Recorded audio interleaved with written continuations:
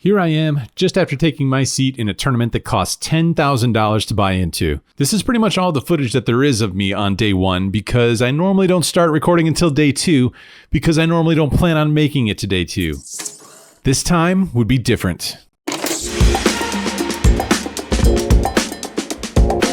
Every table of the championship event of the WPT Bellagio 5 Diamond featured a world-beating poker superstar, and my day one table was no different. Sitting across from me was Steven Song, aged 26, with $4.2 million in winnings on his tournament resume. The most interesting hand I played on day one came during the 600-1200 level when Steven raised from early position to 2500. I looked down at pocket queens on the button and 3-bet to 6500. Steven calls, and we go heads up to a flop of 5-4-3 rainbow. He checks, I bet 3500, and he calls. Turn is the 3 of diamonds, second diamond. Steven checks, and I bet 12,000 this time. He thinks for a bit and makes the call, and we see an offsuit 6 on the river. It puts 4 to a straight on board, and Steven now wagers almost all of his chips, betting about 50,000. I can only beat a bluff when he bets that much, and it's certainly possible that Steven could have a straight in this spot. I have the queen of diamonds, which maybe removes some potential flush draws that he could have picked up. 6-7 suited, 8-7 of diamonds, and pocket sevens are all possibilities though. I think for a long time when the clock gets called on me, and before it gets to 0, I decide my hand feels a little too strong to throw away versus a super capable opponent, and I make the call.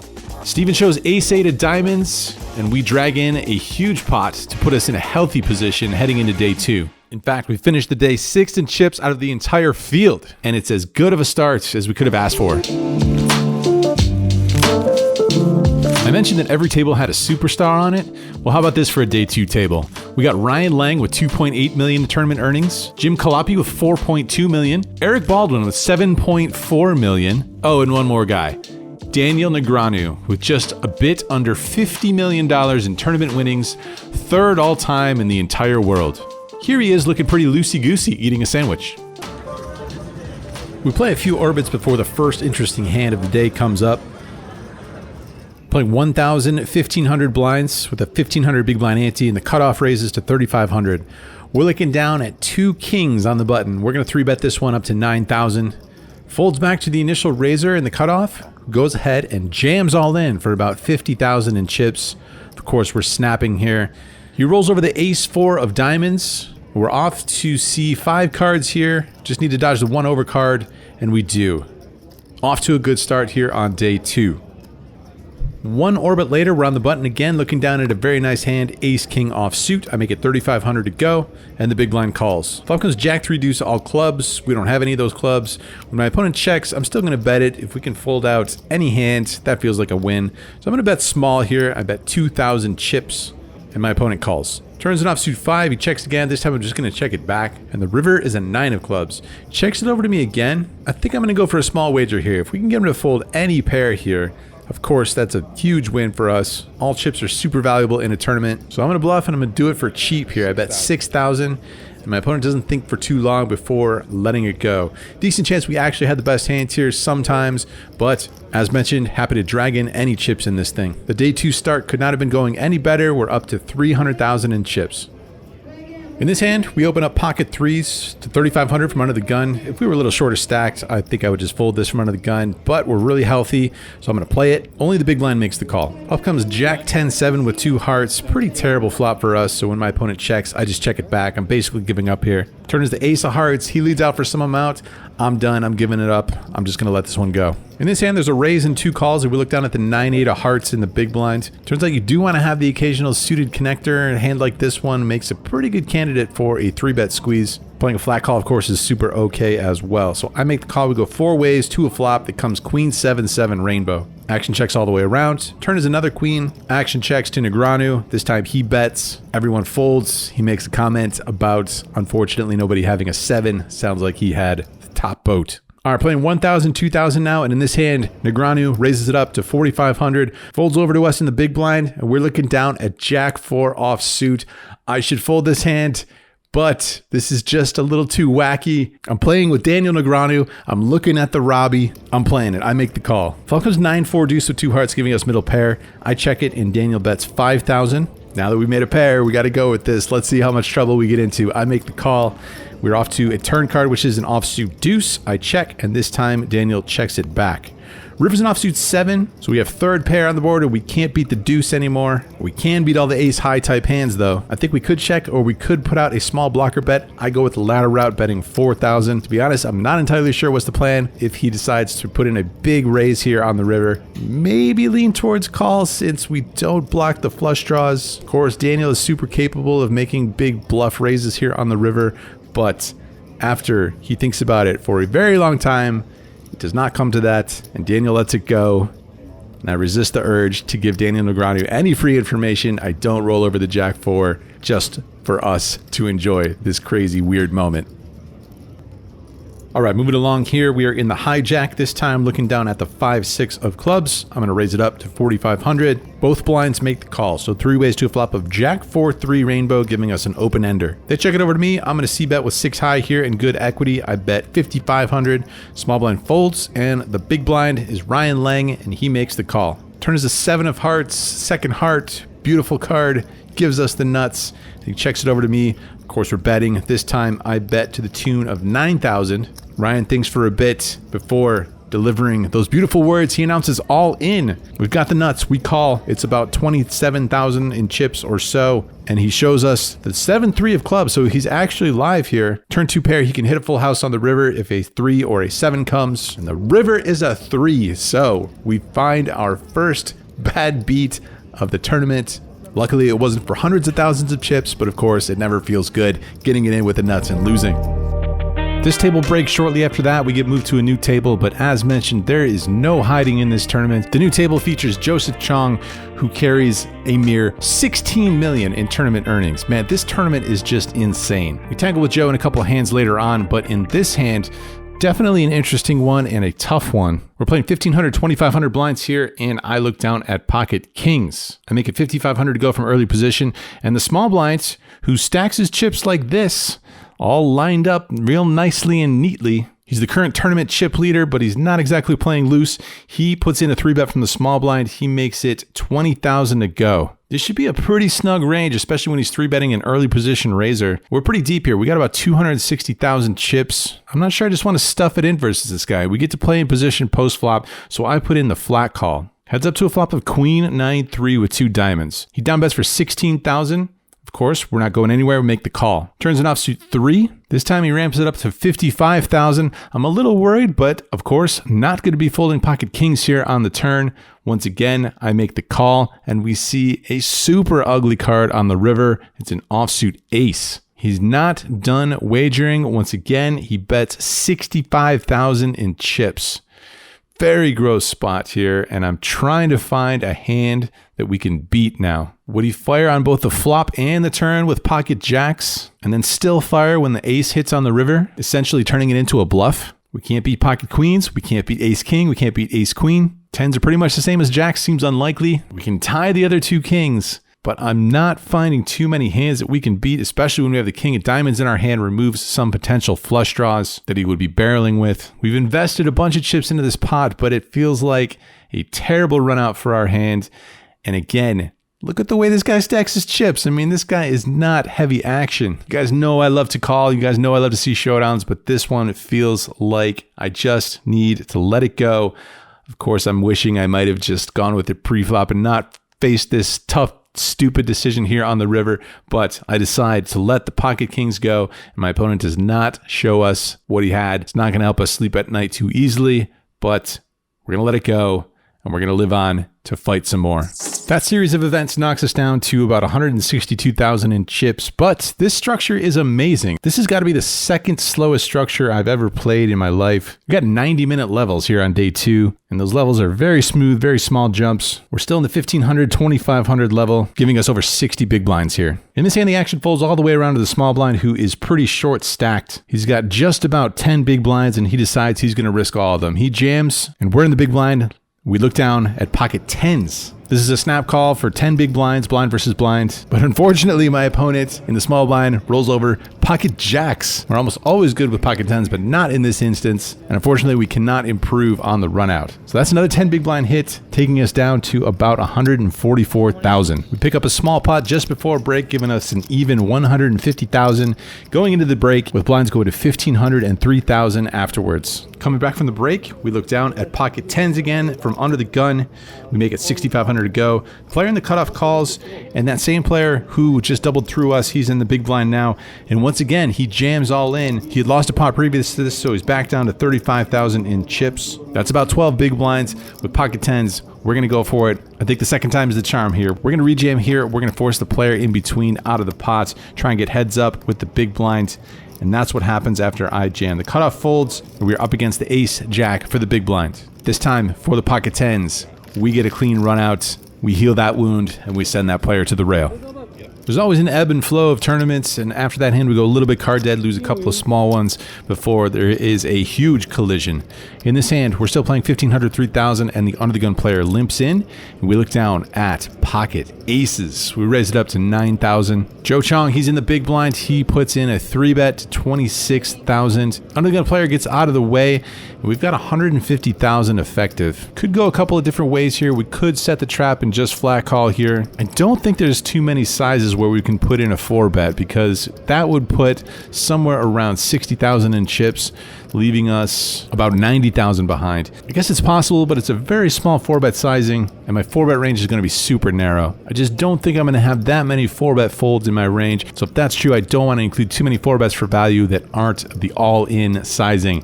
I'm going to go for the maximum. I'm going to hope that this is a cooler situation. I go ahead and jam for 150,000 in chips, and he has the goods that are not quite good enough versus the aces. He makes the call, and he's got ace king. So it's about as good of a situation as we could possibly ask for. It's a total cooler situation, but we're on the right side of it this time. We get the clean run out. We get the full double up plus a little bit more. Definitely running good here on day 2. Collect a ton of chips here, puts us over the 300K mark again. And that's 100 big blinds in day 2 of a tournament. We lose a couple of small ones before one more massive collision here at the end of day 2. In this hand, playing 2,000, 4,000 blinds, Joe opens for 9,000. The cutoff makes the call, and the action folds over to the small blind, who jams all in for 70,000. We are in the big blind, and we look down at ace king suited. We rate to be ahead of the big blind's jamming range here. He's got 70,000, so that is less than 20 big blinds. He's going to be looking for a spot to go ahead and 3-bet jam all his chips in. With the cutoff flat calling, that range is definitely weaker, so we just have to hope that Joe doesn't wake up with a monster behind us, but we are definitely jamming all in here. I go ahead, I raise all in and try and ISO the big blind, but to my surprise, Joe pretty much snap calls. The cutoff gets out of the way, but this is a huge pot now between myself, Joe Chong, as well as the big blind who is in there with his 70,000. This is going to be somewhere around a 650,000 chip pot with blinds still at 2,000 and 4,000. I roll it over and Joe shows us the pocket queen. So we are off to a massive race here, and the flop comes down incredibly favorable for the ace king of spades. It comes down all spades. We fought the nut flush. Just a dream scenario. We're on the right side of the flip. We're on the right side of the cooler versus Joe. And it's a little bit unbelievable considering that Joe is probably 10 times better player than I am, especially when it comes to tournaments. He can't improve to the runner full house. We drag in an absolute monster size pot here. 650,000 in chips. 150 big blinds.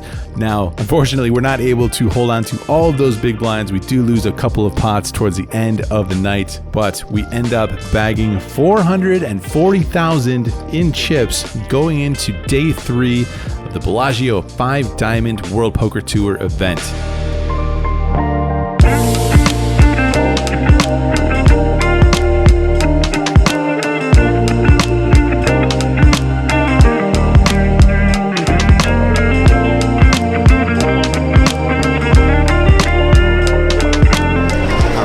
On day 3, it's the day we make the money at the Bellagio 5 Diamond Resort and Casino. It is going to be a great day. We started with action clocks today.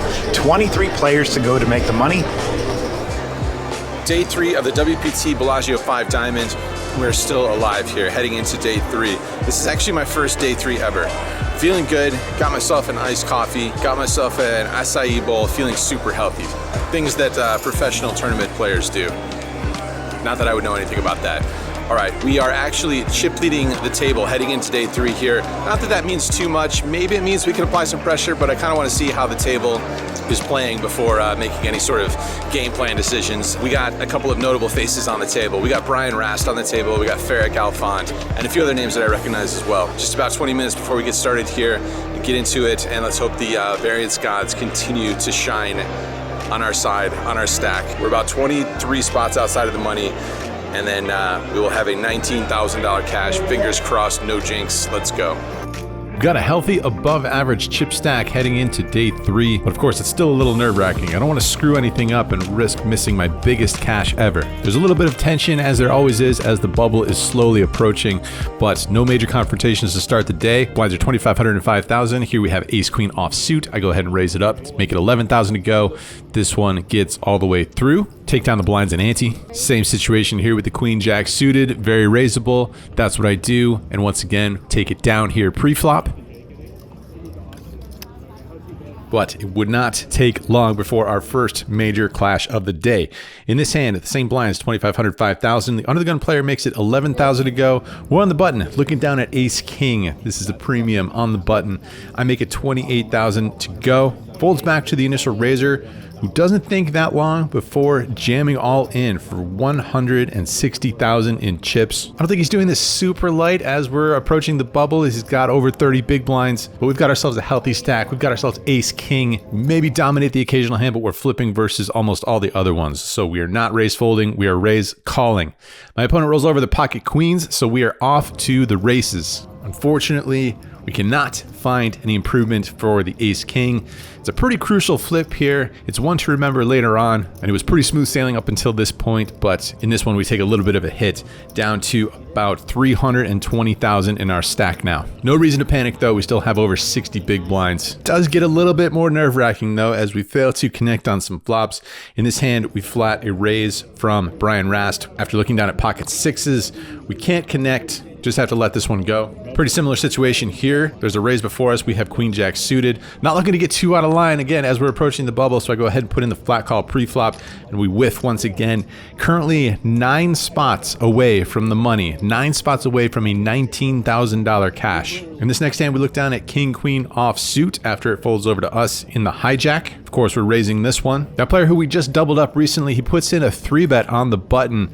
Not looking to get too out of line here with an offsuit Broadway hand, especially out of position. So I'm just going to go ahead and fold. Once again, I don't think he's getting too out of line here as we're approaching the money bubble. And in fact, that read is true. He shows us pocket aces.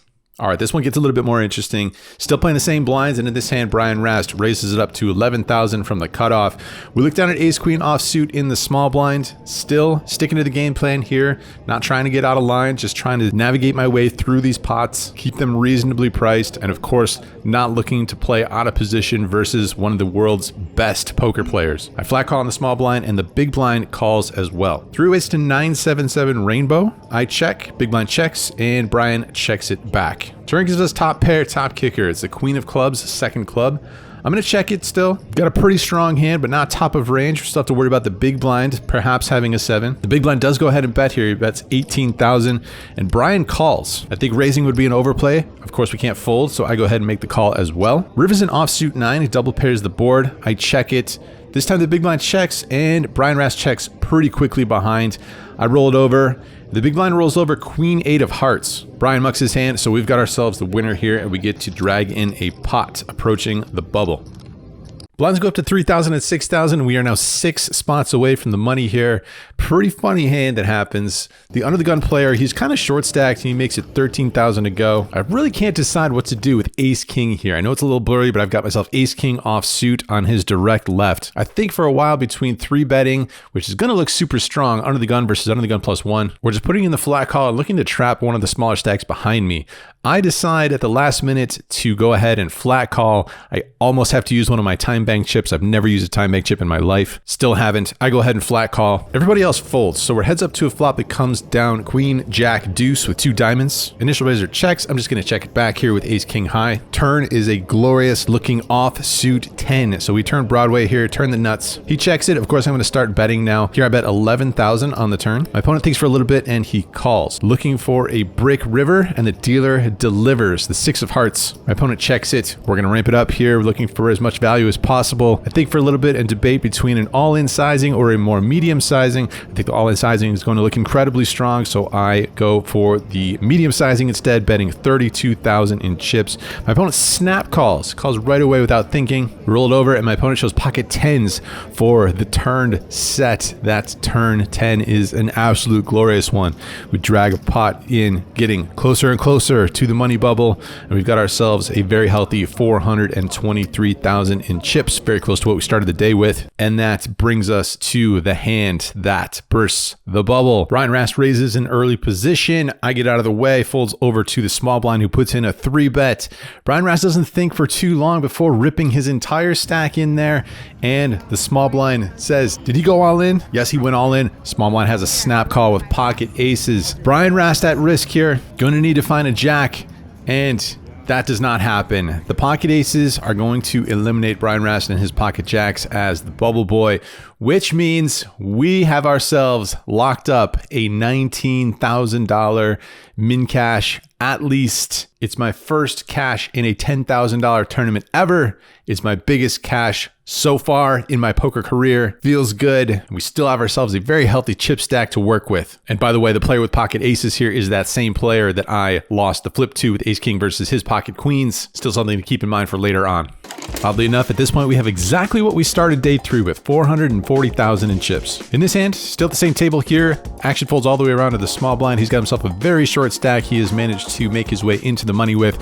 He's got 28,000 in chips, which he jams into the middle. I'm in the big blind. I decide to call in the dark. It's only 4 big blinds. I've got myself a healthy chip stack. There's not too many hands I'm going to fold. Turns out I have ace 5 suited. Of course, I would have snap called anyway with this hand. Player in the small blind has jack 7. And the flop is a favorable one for him. He somehow flops a full house. We're going to double him up in this hand, and that is going to be the last hand of note on this table. The table breaks, and we get moved to a new table, which features a man by the name of Brian Kim, who is not only a regular in the Los Angeles live stream games, he's a fantastic cash game player, and not only that, but he is chip leading the tournament. In this hand with blinds at 4,000 and 8,000, Brian comes in for a raise. He makes it 17,000 to go. We look down at pocket 3s in the small blind. We're getting a little bit better of a price having the small blind already in there. I make the call and the big blind calls as well. So 3 ways to a flop that comes down. Queen 10-3. We have bottom set in a tournament in the money. Looks beautiful. Queen 10-3, 2 clubs. I check it. Big blind checks it. And unfortunately, Brian checks it back. River's a clean looking one though. It's an offsuit 5. I'm definitely going to wager here. I bet 26,000. Big blind gets out of the way and things get very interesting here. Brian puts in a raise to 85,000. Of course, we cannot fold, so it's a question of whether we want to raise or do we want to flat call. I wouldn't expect him to have pocket 10s here ever, with the board having both flush and straight draws available on the flop. Pocket queens, maybe, but I still doubt that he would look to slow play that 3 ways. Pocket 5s, of course, could be a possibility, and maybe he has some sort of combo draw. I'm going to look to flat call here, and then if the river is a brick, we're not going to be folding. The river is not a brick, however, it's the deuce of clubs, so it completes ace 4, it completes all flush draws. Not my favorite river card, so I check it. Brian thinks for a decent while before deciding to check it back. Feeling a little better, I roll it over, but unfortunately, that feeling is short-lived as Brian rolls over pocket 5s. For a set over set situation in a tournament. Kind of good news, bad news. That river card ends up being a very good one. Saves us a bunch of chips. We're still doing okay here. With an 8,000 big blind, we've got ourselves 450,000 in chips. Still a healthy chip stack, still plenty to work with here. But you hate to see it. Set over set in a tournament. How often does that happen? All right, looking to get back on track here. Same blinds. Action folds over to me in the hijack, looking down at King 9 of spades. I'm going to come in for the raise and make it 17,000 to go. Only Brian Kim calls in the big blind. So heads up to a flop that comes down. King 6-5 with 2 diamonds. He checks it. I've got one of my weaker top pair holdings here. I want some of those in my check back range. That's what I do here. I check it back. Turn's not that good. It's a 4 of diamonds, 3rd diamond, potential straights on the board as well. He checks it. No removal to any of that stuff. I'm just going to check it back, even though I assume he would lead out with a lot of those hands. Just trying to pot control here a little bit with my weak top pair. River's not great either. It's an offsuit 7. Now 4 to a straight on board. He checks it over to me. Just going to check this one down. Don't know if I can get too much value from worse. I check it back and he announces that he has a 4. We can beat a 4. We've got top pair. Feels good to drag in a pot, and also feels good to get a small pay jump here up to $20,500 guaranteed. That's a $1,500 pay jump. Pay jumps are pretty small for a while, but every one of them feels pretty good. One orbit later, same blinds. Once again in the hijack here, I have 9-7 of spades. Going to raise it up to 17,000. And once again, Brian Kim calls in the big blind. Flop comes down Jack 4-3 rainbow with 1 spade. This is a pretty good flop for us. There's tons of cards that we can barrel on the turn. Any 5, 6, 8, or 10 will give us a straight draw, and any spade will give us a flush draw. So after Brian checks, I'm going to fire here. I don't need to go big. I down bet to 13,000, and that's going to get it done on this hand. Drag it in with 9 high. It's at this point that we go super card dead, the most card dead I've gone all tournaments. Here we have 9-4 offsuit facing a raise in the big blind. That's a muck. Find some playable hands, but they don't connect. Here we have pocket 7s in a 3-way pot. That whiffs. Here we have ace 5 of spades in another 3-way pot. That whiffs. Each time this happens, it costs me a couple of big blinds, and this is in addition to the times that I go through the blinds and ante, and the stack gets whittled down. The good news is that we collect another pay jump while we're folding, and we are up to $22,400 locked up in our pockets no matter what. Blinds are going up. Small blind 5,000, big blind 10,000, and we've got 356,000. According to my math, that's about 35 big blinds in our stack. Pretty interesting hand here. Action folds all the way around to the small blind who limps in. We look down at King Jack offsuit. I think we want to punish the limper here. I go ahead and raise it. I make it 26,000 to go, and the small blind makes the call. Flop comes down 9-5-3 with 2 clubs. He checks it. We've got some good barreling cards. 10 or a queen gives us a straight draw. Jack or a king gives us top pair, and of course we can barrel on an ace as well, plus all the clubs. So when he checks it, I bet 30,000, and my opponent makes the call. Turn is an offsuit 5 though, which does not give us any of those barreling opportunities. So when he checks it over to me, I check it back. River, however, gives us top pair. Does complete the front door flush, but we've got the king of clubs. So I'm not automatically fearing that so much. However, my opponent bets 60,000 here on the river. My opponent has a pretty high VPIP. He's been playing a lot of hands. He's been splashing around a little bit. Can we fold top pair second kicker here? I don't think so. I'm going to need to see this. I'm making the call, and my opponent shows us the queen 5 off suit for trips, which is pretty painful. It's kind of an unlikely run out where he's able to bet for value, making trips and then giving us top pair. We do pay it off, and that one hurts. It sends us down to 22 big blinds after this hand. There's good news and there's bad news. The bad news is that we continue our card dead ways. We're finding nothing at this table. It is not going our way. This is the table of death for us so far. The good news is that once again, we have achieved a pay jump, and we are now up to $25,000 locked up in our pockets, no matter what happens. And here's what happens next. Same blinds, 5,000 and 10,000. Under the gun puts in a raise to 21,000. The button flat calls, and we are in the big blind looking down at pocket 8s. We've got a decision here. We can either flat call as well, or we can 3-bet and rip it in. We've gone through the big blind a couple of times now, and we are down to 17 big blinds effective. Pretty shallow here, and not exactly a super good price to go ahead and set mine. And there's going to be tons of flops, tons of boards where we're not exactly sure whether we are ahead. With the button putting in the call versus the under the gun range, we can weight that button's range a little bit lighter, not putting in the 3-bet pre-flop. Of course, the under the gun range is going to be kind of narrow, but there's going to be tons of hands that we're flipping with, maybe the occasional hand that we're dominating. And I think there's too much value out there in the middle to not go ahead and stick the money in for 17 big blinds. I go ahead and 3-bet jam all my chips, send it into the middle with pocket 8s. The under the gun player wants a count. We count it down, and then he decides he wants to go with it. He isolates my 3-bet jam. He goes ahead and raises all in as well. Button gets out of the way as expected. And it is bad news as we are up against a dominating hand. Under the gun has pocket tens. So we're going to need to find some help here on the board. The run out, unfortunately, does not come favorable for the pocket eights. And that is going to be the tournament for us. The WPT Bellagio 5 Diamond is going to be a wrap. That is the bad news. But as mentioned, the good news is that we have our biggest cash so far in our poker career, going home with $25,000 on the poker resume. Hello from a few days later since that tournament run, and my tournament adventures have not stopped there. I've been playing the nightly satellites on WPT Global, and I've managed to win not one, not two, but 3 seats to the WPT Championship at the Wynn happening in December. That's good news for you guys because whatever seats I win on there, I have to give them away. I've already given one away to one lucky winner in British Columbia. Her name is Elle, and she's getting $2,000 in travel expenses to go along with that 10K seat. The next package that I give away will go to a subscriber of this channel. So, in order to win this package, step 1, subscribe to this channel. Step 2, reply to this most recent tweet of mine and let me know why you deserve the package. Simple. If you want to try and win your way in instead, which I strongly suggest considering how much value there is to be found in these satellites right now, you can use code Andrew on WPTglobal.com, and that will get you a $1,200 deposit match bonus. One more quick thing, there's a meetup game happening at the Seminole Hard Rock in Hollywood on November the 17th. If you can make it, come on through. It should be a good time. As always, at the last Florida Mug, I managed to lose 4,000 of my dollars to you lovely vlog watchers. So who knows what'll happen this time. All right, see you guys very soon. Good luck. Cheers. What more can I